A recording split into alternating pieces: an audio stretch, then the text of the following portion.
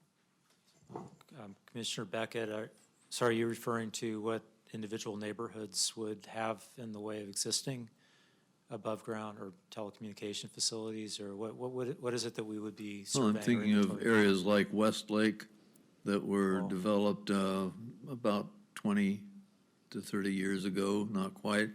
But I think in that neighborhood, as an instance, all the utilities are underground. The telephone wires, the coax cables for television and so on are all underground. So I don't see where a 5G antenna could be put.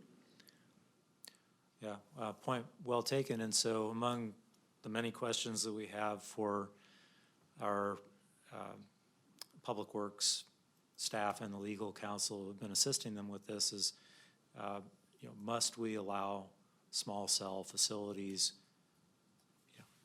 Must we allow uninterrupted coverage throughout the city, or are there certain areas on, private land or public lands that are outside the right-of-way where, it's just not either, not by the city's regulations, but through private covenants, there may be restrictions on what can be placed above ground or on, property owners may have already restricted what can be placed there.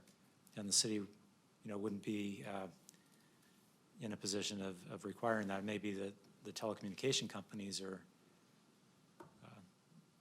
the ones who would challenge that or force that issue, but it's not the city because it's a private covenant. So, yeah, I understand your point. It's likely there'll be limitations on where these facilities can go that are beyond the city's span of control. It will take some manpower on somebody's part, whether it's city staff or the telecommunications companies, but all of that will be in high demand within 5 years, I predict. Thank you, Commissioner Beckett. I would like to open it up for public comments. If there's anybody out there that would like to make a public comment on our 2020 Planning Commission and Commission for Citizen Involvement goals, please come forward. Not seeing any tonight. So I'll close the public comment portion then. Commissioners, comments on the goals?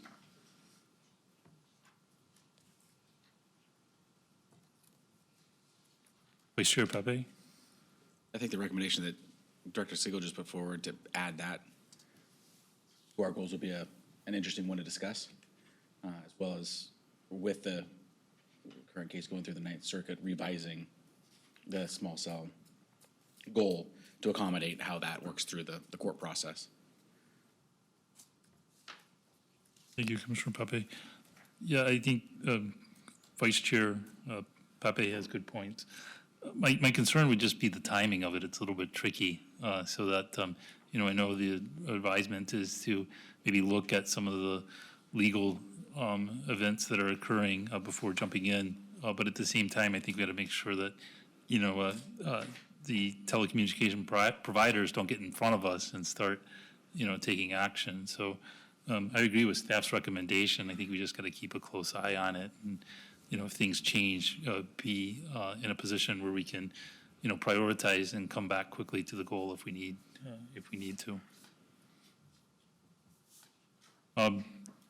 The other request was to add a goal to look at seasonal enclosures, look at, streamlining that process. So comments from commissioners, my recommendation would be we'd be open to looking at that. Yes.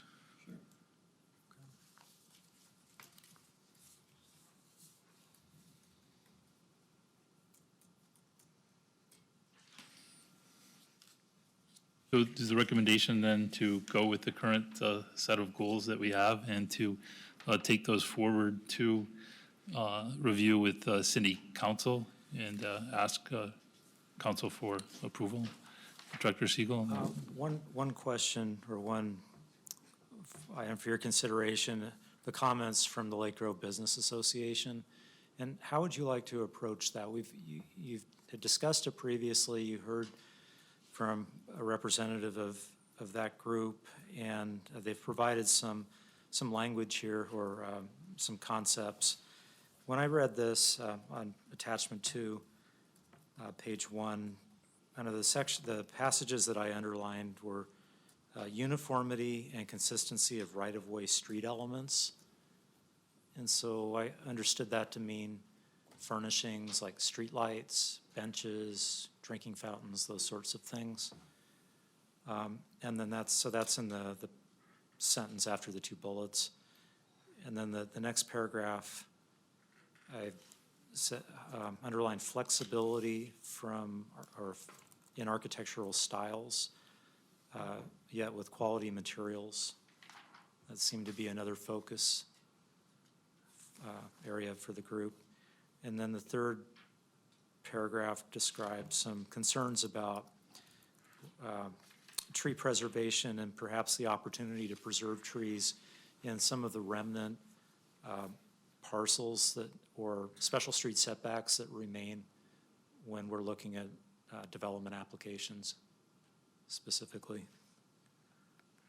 There's also a comment in there on whether or not the 4 foot by 4 foot tree planting area is adequate for healthy root growth. And it's a fairly standard, although it's really a minimum dimension or minimum area for street trees in an urban sidewalk environment.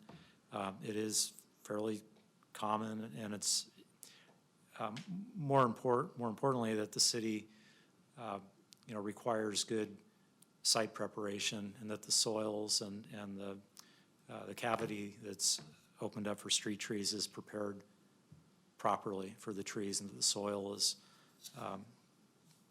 quality soil, and that they receive irrigation in the first couple of years, and there are a number of other things. But anyway, so the 3 points there from their comments, and I don't know if you saw anything else there that got your attention.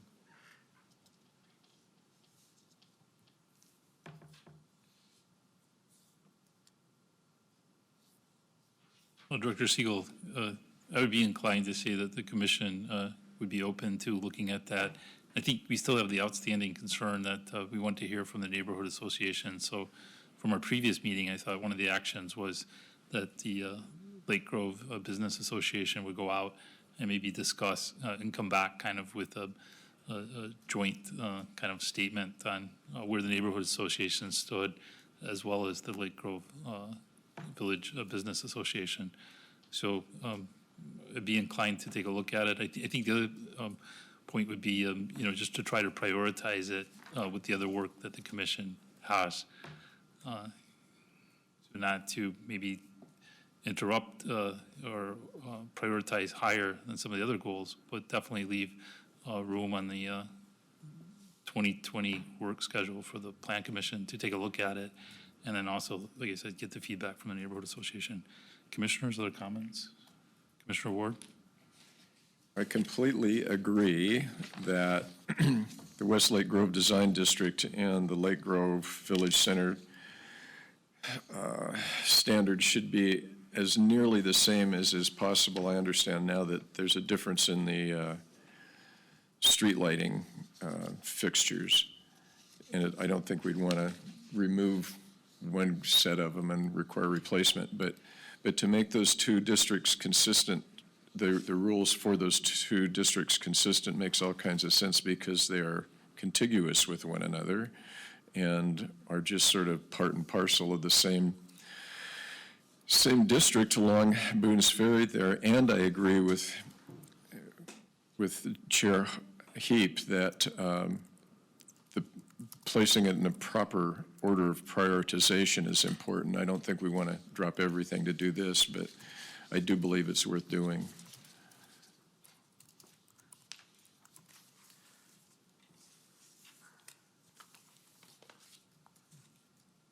Director Siegel, I think the direction of the commission then is to be open to looking at both those goals, the Lake Grove Village Center updates, as well as the seasonal enclosures that the downtown businesses are requesting.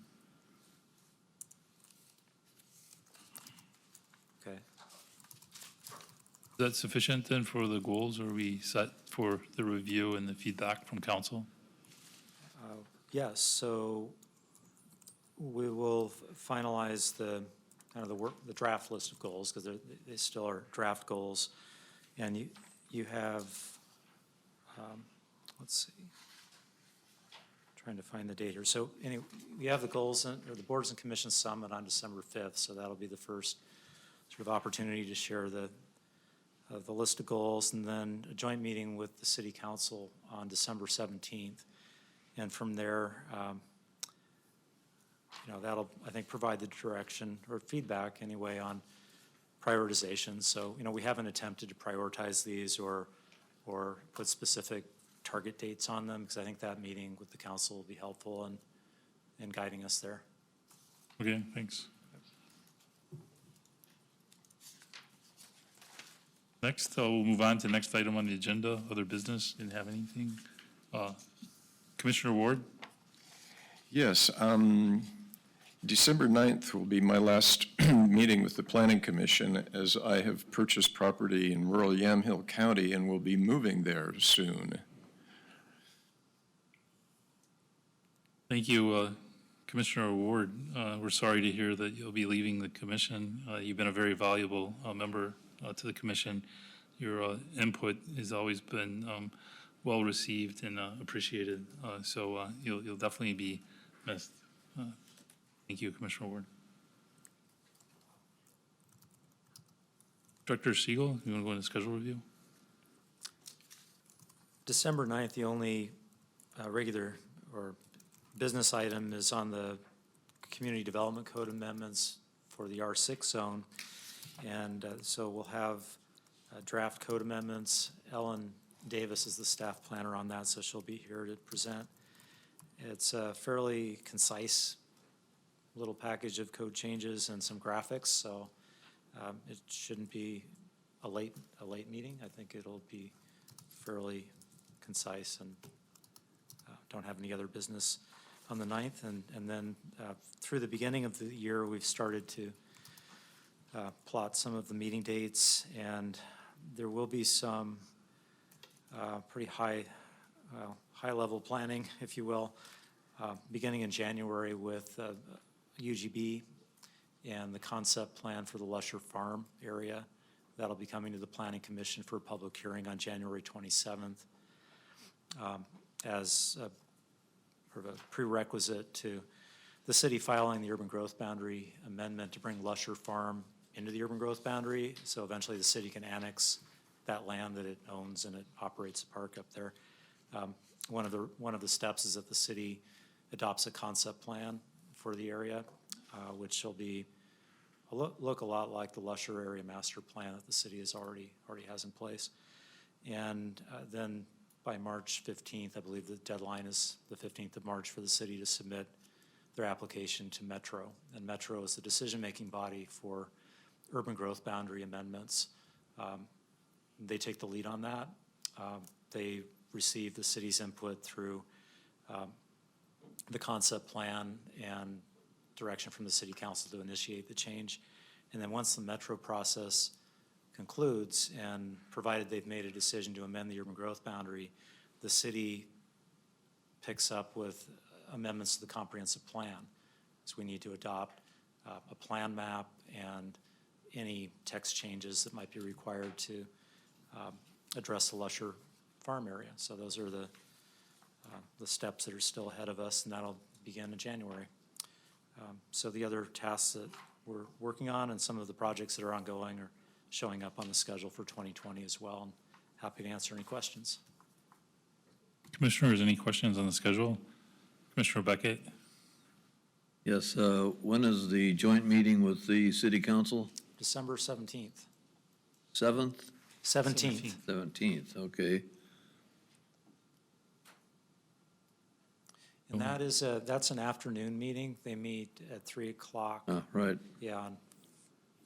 And for that, is there any draft that anybody's proposed for what the zoning codes should be under this new regulation?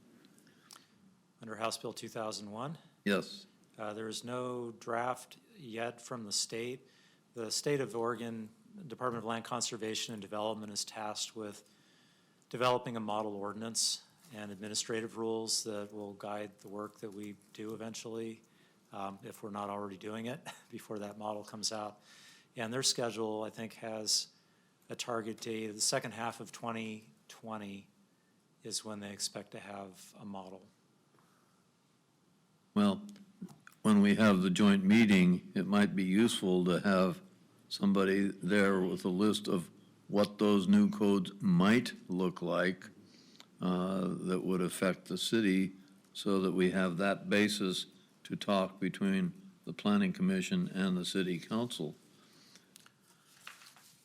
So Senior Planner Olson is preparing a council report, a study session report for your joint meeting. And I've asked him to outline the requirements of House Bill 2001, without getting into the details of the zoning, which no one, no city knows yet what it is that we're going to be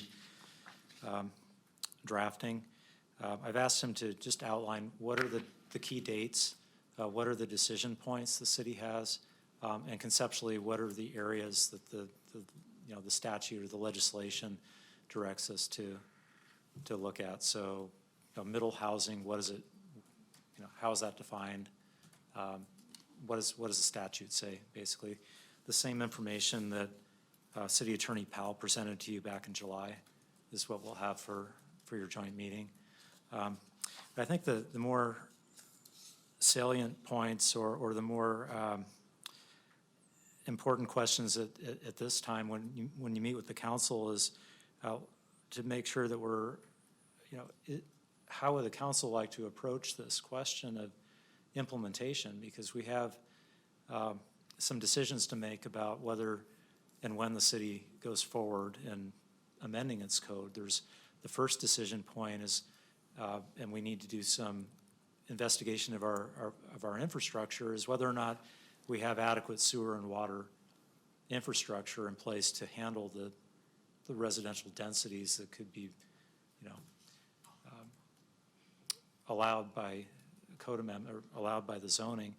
So that's the decision that the city will have to reach by June 30th of 2021, because if we're going to request an exception under the statute, that's the deadline for requesting an exception. And then from there, there's a 2022 deadline for making the code changes that would allow middle housing in more zones of the city than it's currently allowed. So I think we want to, when we check in with the council, we want to, first of all, get their input on how they would like the city, how they would like staff to engage in the state's rulemaking process and the drafting of the model code, because there are a few different ways that we could approach that, and I'm not going to get into the, the alternatives here, but it would be helpful to get some direction on whether they would like to participate in that process. If they want us to be in an advocacy position there, that's another question that strategically could have pros and cons. So, we want to explore that a little bit. The infrastructure capacity, which I'd mentioned, and also just revisiting the work that the Planning Commission did earlier this year and actually started last year, which was looking at affordable housing, which is different than middle housing. Affordable housing, meaning housing that's actually affordable to individuals or families who are making less than the average income or median income in the county. And so, the city was making progress in developing some incentives and had adopted financial incentives for affordable housing. And then the legislative process sort of came in, and we put that work on hold until the legislature, decided what they wanted to do. But there's still work to do in that area if the city is wanting to pursue it. And it's important that we coordinate that with the House Bill 2001 directive. So, and then finally, just the timing, and we have until June 2022. Would the council prefer that we just, move ahead and try to drive the model, if you will, and set a direction that we feel is appropriate for Lake Oswego? Or would they prefer that we wait and see what the model says? Or some combination of the two? Do we work in tandem with what the state is doing? So that's the discussion that I would like for us to have with the city council, and not particularly to go down into the, the nuts and bolts of zoning at this point, because I think it's too early to do that, if that makes sense. Well, legal staff a month ago told us that duplexes will have to be allowed every place where a single family is today, but that doesn't tell us the full extent of middle housing, whether triplexes, quads also are mandatorily allowed. So maybe some further clarification as to what the 2001 bill says about such things would be helpful to our discussion. No, I agree, and we'll have that language for for the commissioners and the council to look at while we're having the discussion. I think even with duplexes, though, there are questions about how the city can or should regulate the design of duplexes in neighborhoods that traditionally have been single-family homes only, because the statute or the legislation describes, reasonable siting and design standards for all of these different types of housing that are not currently allowed in single-family neighborhoods. So, do we wait and see what the state model has to say about what is, reasonable siting and design, or do we lean forward and try to make some progress in that area this year or 2020? Or do we work collaboratively with other jurisdictions and the LCD to try to come up with some reasonable solutions that we think will work for our community? Yeah. Thank you, Director Siegel. No other questions on schedule. I would like to make one comment, given this week's weather is from the previous meeting. I know you had included, staff had included kind of an advisement on winter weather conditions and what it meant for the Plan Commission. So I thought it was a good recommendation that we should follow. I didn't have any objections to it. Just commissioners should be aware of it. I think in essence, the recommendation was to go with the school district's status, and then a final kind of decision would be made by noon, I believe, on that day. So if you haven't looked at it, you can look at what staff had sent in the previous meeting with regards to, possible weather cancellations. Yeah, and we can send that, or we will send that out if it looks like, there's a major snowstorm that's predicted around, your next meeting or the meeting after, or the meeting after that. We'll send it out just as a reminder. Okay, thank you. No other business. I'd like to adjourn the meeting. Meeting adjourned. Happy Thanksgiving.